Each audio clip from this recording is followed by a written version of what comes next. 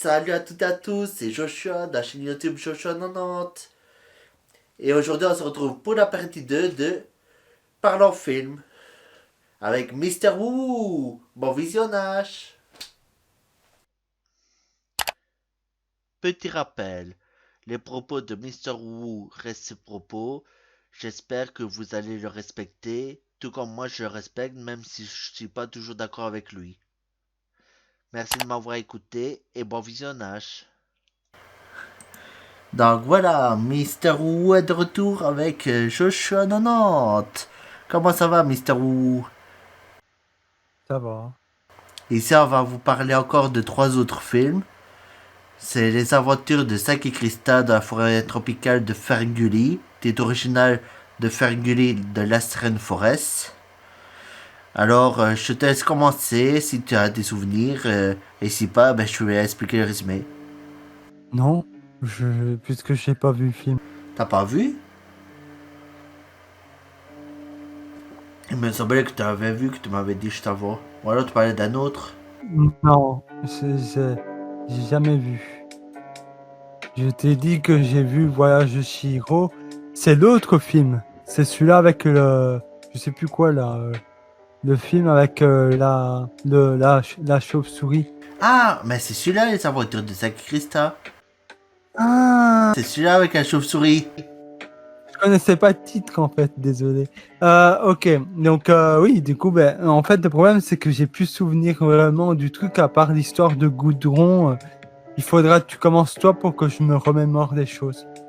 Ben, l'histoire, elle est simple. C'est une histoire féerique avant tout, auquel on découvre le paysage de Ferngully, avec une fée un peu curieuse qui veut découvrir des choses. Et quand on parle d'humains, elle veut absolument rencontrer des humains. Et alors, à un certain moment, elle va rencontrer une chauve-souris qui va lui sauver la vie à elle et à un autre humain qui a été rétréci par elle. Et alors, après ça, ben, l'humain, il fait une bêtise qui, lui et ses collègues, qui coupent des milliers d'arbres. Enfin, quand je dis des milliers, c'est des hectares d'arbres en un rien de temps. Et alors, elle est pour garder les arbres et petit à petit, on voit qu'il y a une évolution entre le personnage de Zack. On voit que la fée devient moins crédule, qu'elle est plus fâchée à la fée, mais après, elle lui pardonne. Parce que Zack va corriger son erreur, mais est-ce qu'il va y arriver? Ça, je le laisse à la surprise. Et alors, la chauve-souris, ça a été interprété par le défunt Robbie Williams, qui est décédé, qui a joué dans Madame Doubtfire notamment. Et voilà, c'est un très chouette film, les musiques sont géniales, surtout le rap de Batty où si je mange un être vivant, autant que ce soit à toi du caméra du lézard. Donc il y a des choix de musique et ma préférée comme musique c'est un Osiboref. Donc je sais pas si tu te souviens de tout ça. Vaguement. Mais oui, en tout cas, moi j'ai aimé la souris. Elle était sympa. Elle était drôle. Ici je mets quelques extraits en gros derrière moi. Donc comme ça le public il sait. Ici c'est vrai que l'acteur Robbie Williams il joue parfaitement son rôle. Et pour faire un parallèle avec le film d'Aladdin de 2019 je crois, ou 2020 je sais plus. Ça a été interprété par Will Smith, mais à la base, le génie d'Aladdin était interprété par Robbie Williams pour la version Disney, pour la version des années 90. Et donc, du coup, Will Smith n'a fait que reprendre du travail de Robbie Williams. Mais quand il fait du Robbie Williams, ça marche pas trop parce qu'il n'est pas Robbie Williams. Alors que quand il fait du Will Smith, là, ça marche. C'est pour ça que quand on reprend un rôle, le mieux c'est de rester soi-même. Comme je vais vous l'expliquer prochainement dans une autre vidéo. Ici, ce qui m'a le plus plu dans ce film, c'est l'histoire écologique qu'il y avait déjà à l'époque dans les années 90. En fait, pour être plus précis, le film date de 92, 1992. Et donc, du coup, c'est un film écologique auquel on découvre les personnages. Il y a même un méchant qui ressemble à un démon de la pollution et tout. Et Les héros doivent Ah, combattre. tu sais aussi, je me rappelais d'un truc. Goudron. Et alors, oui, alors on dirait que c'est fait de goudron ou de fumée, je sais pas. Parce qu'à certains moments, il faut le feu en lui pour rester en vie. Les trolls. Et alors, c'est un film d'animation qui dure 7 ans 6 minutes et il date de 92. Et apparemment, ce que je viens de découvrir, c'est qu'il y a même une série qui s'appelle Les Merveilleuses Aventures de Krista. Ce que je connais pas, qui est sorti en 98. Dans le film, je l'ai vu. Le deuxième film, il est un peu plus nul. Franchement, le deuxième film, j'aime pas par rapport au premier qui est mieux. Mais le premier, il vise un message fort, alors que le deuxième, c'est juste un animal qui est arraché de ses parents et que la fille va devoir le libérer. Donc, c'est un peu moins touchant que tous les animaux qui sont en danger. C'est quoi le nom du film? Le deuxième film, je sais plus très bien dire, mais je sais que c'est la suite de Zack et Krista. À part que dans le deuxième, on voit pas Zack. Et la chauve-souris n'a plus son antenne, si je me rappelle bien.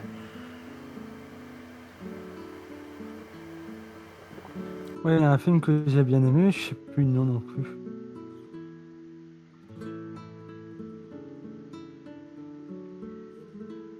Et alors, moi, mon personnage préféré, qui me fait pencher un peu à Mister Wu et moi-même, c'est le type qui est gros, me représente, quoi, qui mange tout le temps, qui boit tout le temps, comme vous avez vu récemment dans la caméra.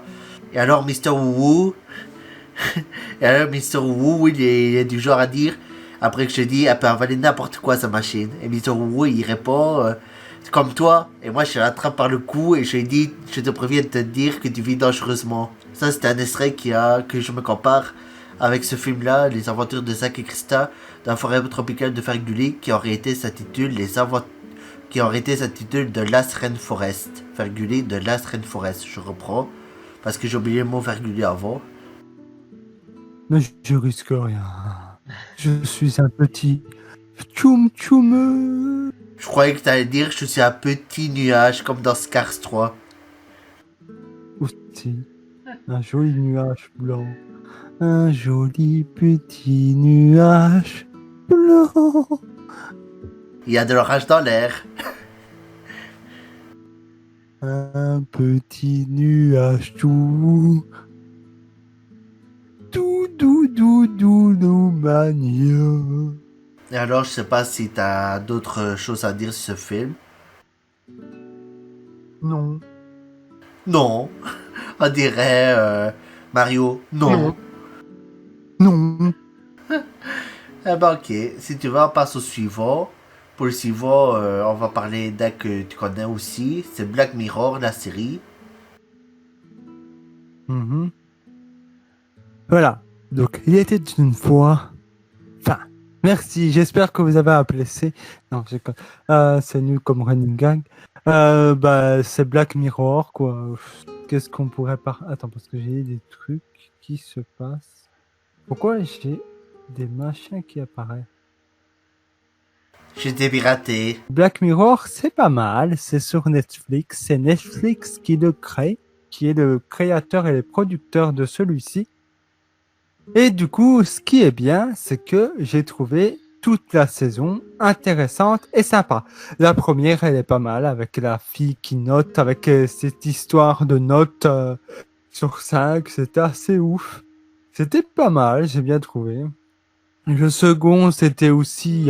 les autres épisodes qui m'ont bien choqué, c'est celui avec la femme qui est en fait architecte et qui tue carrément toute une famille pour éviter qu'on sache un lourd secret. C'était assez horrible, surtout qu'elle a tué un bébé aveugle. Bravo madame. Donc du coup, c'était pas... Mais elle avait oublié de tuer le cochon d'Inde. Parce qu'en fait, dans Black Mirror, ils ont une technologie hyper avancée qui a une sorte de... comment on appelle ça, une sorte de patch spécial qui permet de récupérer tes souvenirs dans ta tête. Donc, du coup, ce que tu aurais vu et tout ça. Et du coup, comme il y avait un cochon d'Inde et que c'est le seul animal qu'elle n'a pas tué, ben, hop, hop, hop, elle s'est fait avoir. Voilà. Ça, c'est un petit. Après, je dirai pas plus, je ne saurais pas laquelle saison c'est. Donc, je spoil pour 2-3 épisodes, mais après, voilà, ça spoil pas tout non plus tout. Enfin, voilà, il y a des trucs intéressants dedans. Après, on s'en fout. De toute façon, il n'y a personne qui regarde de notre côté.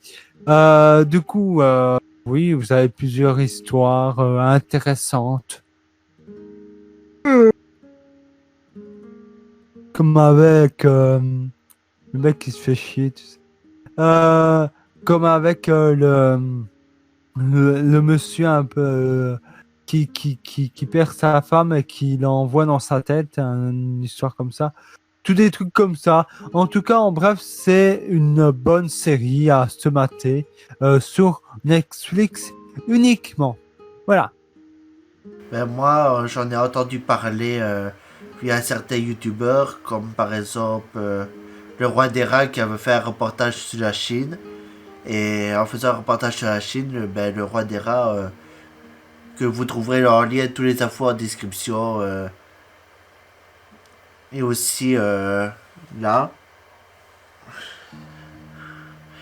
Et alors, moi, ce que j'ai vu, c'est que dans Black Mirror, en fait, les systèmes de notation sur sexe, ça me fait un peu songer à la Chine, comme dirait le roi des rats. Je me répète, excusez-moi. Et alors, le système de notation, la Chine le fait pour la réalité, tu vois. Ils ont un caméra pour 2 habitants. Et alors, ils scannent les visages et ils savent d'où tu viens grâce à ton visage parce qu'ils ont des technologies, intelligence artificielle de ouf. Et il y a certaines scènes qui pourraient être ressemblantes avec Black Mirror, à part que c'est la réalité, que c'est bien en Chine. Possible que la Chine a recopié sur Black Mirror ou inversement. Si je dis des bêtises, les pros me feront plaisir de me corriger dans les commentaires ci-dessous. S'il y a des gens qui répondent dans les commentaires. Ah, Oui, et comme dirait Mr. Wu, lui il a vu. Mais non, il est pas Wu. Non, je rigole. Mr. Wu l'a vu. Et lui, il sait mieux le dire que moi. Moi, j'ai vu que quelques extraits fournis par certains youtubeurs, mais je peux pas dire plus vu que je peux pas juger vu que je n'ai pas vu. Mais je pense que c'est un parallèle avec la Chine. Et je vois ici sur Wikipédia que c'est science-fiction d'horreur, satire, trailer et drame. Et alors, il dure de 40 à 90 minutes en moyenne. bon, on va passer à. Moi, je passe à une dernière chose, c'est le voyage de Chihiro que j'ai trouvé complètement incroyable. Très bon film, surtout le dragon qui est trop beau gosse. Ha ha ha. Ouhou. Surtout que t'as fait un dessin du voyage de Shiro avec le dragon. Voilà. Et du coup, c'était bien, c'était trop cool, trop cool. Et du coup, je vous invite à aller voir ce film japonais qui est très bien, qui est traduit en français du studio Ghibli, qui est un bon studio sympa de manga. J'adore ce studio, les films qu'il fait. Donc sincèrement, allez le voir. C'est un bon film. Ça parle de deux filles qui rencontrent euh, un dragon, quoi. Non, pardon, une fille, pas deux filles. Je confonds avec Totoro, moi.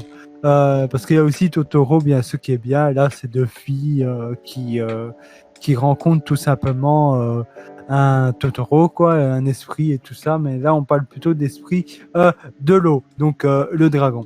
Donc voilà, j'ai rien d'autre à dire. On va pas spoiler plus. En tout cas, allez regarder. Oula, je fais des bruits bizarres.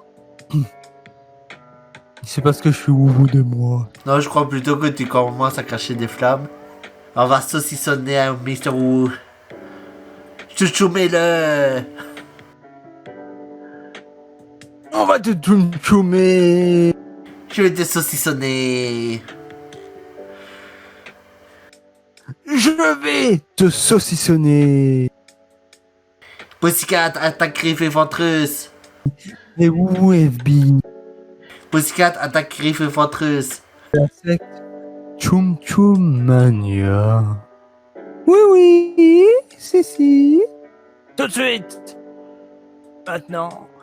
Bah, à part ça, j'ai pas d'autre idée. Ici, je vais vous parler d'un dernier film, Le voyage d'Edgar dans la forêt magique. Bien sûr, c'est un film qui n'a pas vraiment fonctionné, malheureusement. C'est un film de 20th Century Fox, sorti en 93. Et pour le coup, C'est moche, en fait. C'est pas très beau. Donc, personnellement, ça me fait penser un peu au début des trucs de Blanca, machin, avec la souris. j'en profite pour faire une petite pause. Je ne suis pas d'accord avec Mr. Wu, même si je respecte son avis. En gros, je préfère mille fois ce genre de dessin plutôt que les nouveaux Mickey qui balancent sur Disney actuellement. Mais ici, soyez respectueux d'un commentaire, s'il vous plaît, et respectez aussi l'avis des autres. Et encore, c'est passable pour le voyage de Blanca et machin avec la souris, truc Disney. Mais là, je trouve que sincèrement, les personnages sont très moches. Donc, voilà. Du coup, moi, je l'ai pas vu. Mais lui, il va vous expliquer ce que c'est. Allez, let's go. Bon, moi, je vais vous raconter le résumé vu qu'il n'a pas fait succès, donc je suis un peu spoilé pour le coup, comme depuis le début. Le... Non, non! Il va vous poiler. Spoilé. Spoiler alerte, voici le résumé. Donc c'est le résumé, c'est des animaux qui parlent, qui sont dans une école et c'est la petite classe que le blaireau apprend à vivre tout simplement. Un peu ce qu'on fait à l'école. Et le moment qui devient plus intéressant, c'est quand il y a un pollueur qui jette sa bouteille de verre, de coca de verre par terre. Et à un certain moment, le camion qui va le suivre va crever à pneu à cause du verre qui est sur la route. Il va se retourner, il va évacuer un gaz dans la forêt qui va tuer les plantes, les arbres, qui va même tuer certains animaux, ce qui est très triste. C'est pour ça aussi, je pense qu'il n'a pas fait succès pour ce côté dramatique et en même temps le dessin, moi je trouve que ça choque pas. Maintenant, chacun ses goûts. Et après que le camion se retourne pour revenir avec le camion, eh ben, ils vont aller sauver leur ami qui est rentré dans la petite maison pour revoir ses parents. Et alors, la petite blaireau, eh ben, elle est empoisonnée, mais voilà, il y a une solution pour la sauver. Et la petite classe devra changer de forêt pendant que le prof, qui est aussi le tonton, devra garder la petite sous son aile pour voir si tout se passe bien parce qu'elle a besoin de, comment dire, elle a besoin de soins. Et donc du coup, la petite classe va inventer la machine volante que le professeur leur avait montré en version miniature. Et là, ils vont le refaire en gros. Et grâce à ça, ils vont récupérer les derniers ingrédients. Ils vont avoir des péripéties, genre tu vois des animaux qui croient déjà qu'un des leurs va mourir et que ça fait un genre de vieille religion des années 1700-1800, tu vois. Et alors tu vois aussi que Edgar va aider le petit animal à sortir de la boue, ce qui évite de le tuer grâce à ça. À un certain moment, tu vois qu'ils affrontent des machines humaines qui s'appellent des monstres jaunes. Et c'est des machines pour faire des travaux qui détruisent une partie de la forêt pour faire des immeubles, tout simplement. Et alors, à un certain moment, ils vont devoir affronter une tempête, ils vont devoir affronter les humains qui reviennent dans la forêt pour nettoyer la forêt qui est malheureusement contaminée. Donc tu vois des mecs en combinaison qui nettoient la zone et c'est vrai qu'à la fin, je vous laisse découvrir si la petite blaireau va s'en sortir ou pas. Je vais pas vous spoiler. Est-ce qu'elle va s'en sortir ou pas?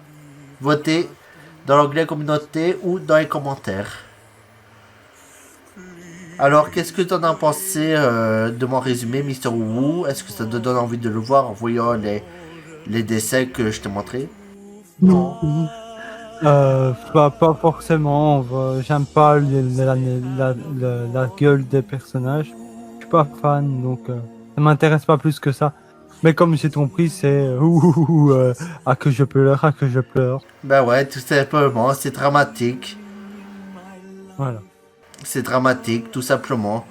Donc, le titre original c'est Once Upon a Forest. Et à la base, c'est une histoire écrite par Ray Lambert, qui est un conte gallois, en 1989. Donc voilà, nos parents ont connu, mais nous, on n'était pas nés. Bon, enfin, moi, je suis né un an après, par contre. Vu qu'un an après, c'était en 1990, donc j'étais né un an après qu'il a été écrit.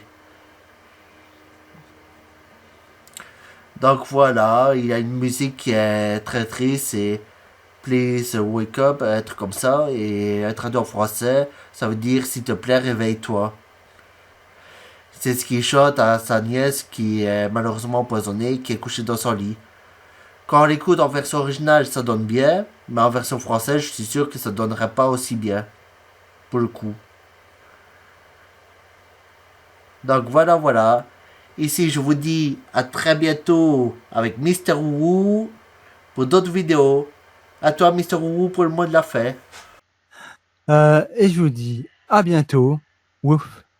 Et à une autre fois, c'était Mister Wu et mon ami, l'autre à côté de moi. Et je vous dis bye bye et portez-vous bien, bande de coquins. Et mieux mieux coquine. Ciao. De tout, de tout.